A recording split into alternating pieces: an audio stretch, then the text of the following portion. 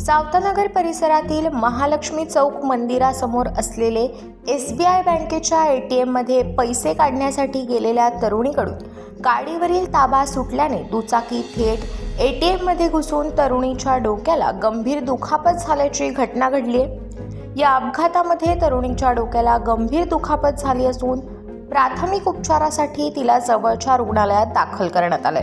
सदरची घटना ही बाजूलाच असलेल्या एका दुकानाच्या CCTV कॅमेऱ्यामध्ये कैद झाली आहे। गौरी सैदाने असं या मुलीचं नाव आहे। तिचा आपल्या गाडीवरील ताबा सुटल्याने तिच्याकडून गाडी थेट समोरच असलेल्या SBIच्या ATM मध्ये घुसली। या अपघातामध्ये तिच्या डोक्याला गंभीर दुखापत झाली आहे। सदरच्या घटनेची माहिती मिळताच अंबड पोलीस स्टेशनचे कर्मचारी तेथे दाखल झाले। तसेच पोलिसांनी ही माहिती SBI बँकेला कळवल्याने बँकेचे कर्मचारी देखील या ठिकाणी दाखल झाले।